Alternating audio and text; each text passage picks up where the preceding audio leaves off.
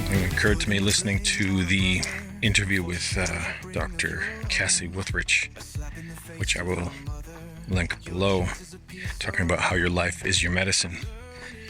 It kind of triggered a cascade of memories or thoughts related to highlight reels. Since I moved to the island coming up on 2 years ago, when I have my late lunch, early supper kind of meal of the day, I got into the habit of watching highlights of sports that I enjoy watching. I don't enjoy watching whole games because it just takes too long. And with highlight reels, in 8 to 12 minutes, you can watch a 2 to 3 hour game, the best of moments, as it were, based on, the interpretations of those who edit these highlight reels together. Why I enjoy that is because, one, I played a lot of these sports when I was younger and enjoyed them. Whether it's, a little bit of baseball, some basketball, hockey, soccer, or football, which is what it should be called, but we have soccer for some reason in the West. It's very bizarre. Regardless, that kind of thing. So these sports that I enjoyed playing myself, and the different ways that it would challenge the mind and the body to be able to perform these things efficiently. And, I was never an athlete or a jock, so to speak, but I enjoyed playing sports and I enjoyed being good at these things. And, some of these things I got quite into. Soccer, I played for most of my youth, which would have been from ages, probably 6 to 18, 19. So that's a good chunk of your life in those formative years. And intermixed was the stuff that happened in high school. Basketball and other bits and pieces of that, and volleyball occasionally, and trying to make it to teams as you're going through high school and stuff.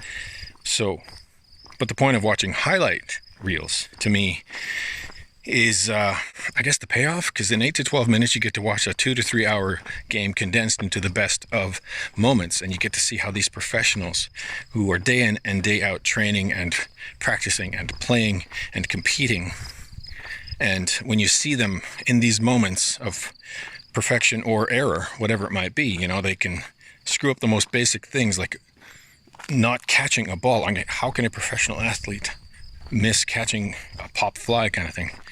But at the same time, the very next inning, the next play, they're going to run and dive and make this ridiculously impossible catch, or next at bat, they're going to hit a home run or what have you. So each one of these moments are so pregnant with possibility and potential, based on a lifetime of training and sacrifice and everything they went through and what their families invested to put them into these sports, and the extreme kind of sacrifices that they chose to pursue so their kid could have a chance at becoming a professional athlete in whatever field. And this can apply to anything. I'm just picking on sports because that's relevant in the moment.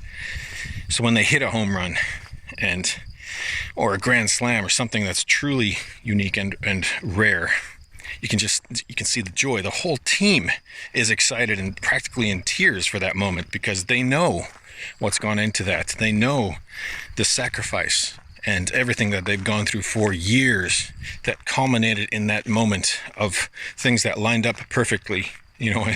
From a pitcher's perspective, it's crap, because the slider didn't quite slide as much as you would have liked, and it hung out in this perfect place where the guy with his bat, his eyes lit up for that split second, and he knocked it the hell out of the park.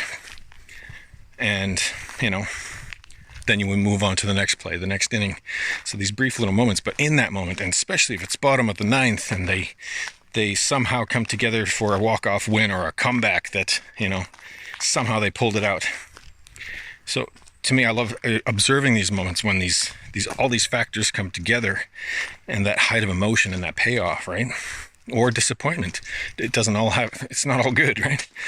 It's the whole spectrum of things. Similarly with hockey or soccer and the other, you get to see the world's best who made it through all the processes and the training and the scrutiny and signing deals and all the rest of it to get onto that playing field.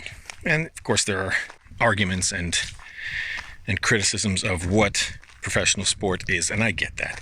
And the whole arena thing and the bread and circus sort of aspect of it, the I mean, these are massive multi-billion-dollar industries now. They are just truly massive, and stealing the gaze of hundreds of millions of people daily, weekly, yearly, right? People spending hard-earned money to go out and cheer for their team, right? And a lot of these things are fixed. Sure, I get that. There's a perfectly cynical way to look at everything. And I understand and appreciate all that in the grander social, civilizational aspect and perspective, in the grand social narrative. I get that and I appreciate that. But I'm talking the human experience again. And I'm talking about the principles, right? The underlying energies and these fellow human beings that have gone through shit, gone through hell and back, gone through injury, all the rest of it, scrutiny, training, qualifying, getting traded, moved around to finally have these events of heightened emotion. For all that training and practicing and tens of thousands of hours of what have you, to score a goal, to hit a homer, to bat a runner in, to shoot that free throw that wins the game, you shoot that three-pointer from center in the last second, right? Everything that led up to that moment of explosive holy cow. That's what I'm talking about. And what it also brings up in me is this notion, which I'm not sure if it's a parallel, but the idea of a life review, talking spiritually now, metaphysically, and what happens with our soul and what is beyond this particular experience and what happens when our avatar expires, right? If there is such a thing, and we've all heard, the testimonials, we've all heard about out of body, we've all heard about near-death experiences, NDEs, and life between lives, and all the rest of that, which is completely open to interpretation, and all of these things are very much infused with archetypal memory and cultural memetics and the like. It's infused with mythology, right? So whatever is interpreted in that particular state of mind or astral, or once you're out of your body, whatever aspect of you that it even might be, it's being filtered, processed, and curated, right? Through those learned ideas, through those stories, through those narratives, through those belief systems, through those ideologies and the like, right? So it's purely subjective. And even though if you can collate hundreds or thousands of these experiences, are you sharing all of them or just the ones that happen to line up, right? Because how it's going to be represented and interpreted and experienced by those who live in this country could be extremely different from how it's going to be experienced in that country, in that particular religious belief, in that particular tribal or indigenous belief system, right? So which one's right?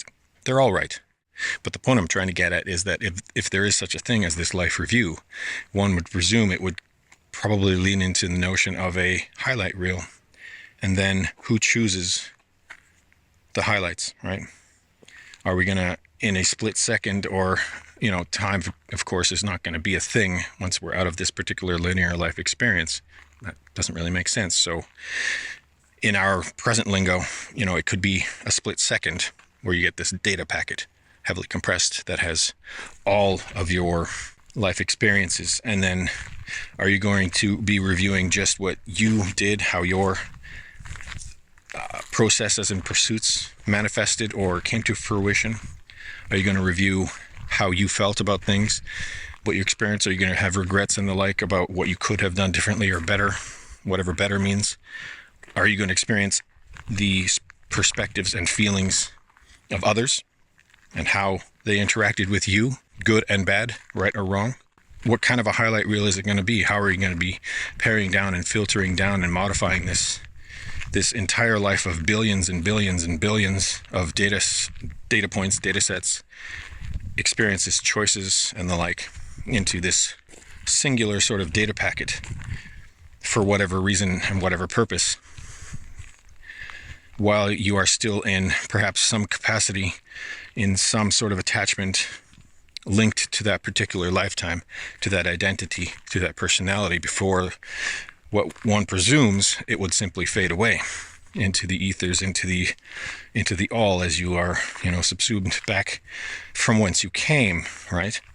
When we're here, we're the individuated, independent, unique, fractal the shard, the spark, the individuation that we play out in this particular Earth lifetime, in this individuated soul, right? In this singular avatar. But after that, what's to come? How will we perceive all that? How will we interpret, and what will we glean from that? If not all of it, right? And again, trying to think of this in a linear fashion is probably irrelevant because it's limited. It's subjective to this particular experience, to how I interpret information, data, and ideas based on my life experience, based on how information is processed, encoded, decoded, right? Who knows beyond how that even would possibly work, because there are no limitations that are imposed, and there are no limits of capacity, information, potentiality, because everything in a particular lifetime can be like a grain of sand in all the lifetimes that we've experienced. And just because my mind in this particular state, in this particular brain configuration, can't conceive of how a lifetimes of information, choices, and experiences, and moments, and that of everyone else that came into our life, and that of everyone else that we experienced with, and their perspectives and their emotions, and how we could have experienced things differently. All of that information is in that singular data packet, right? How could we possibly derive a highlight reel from that?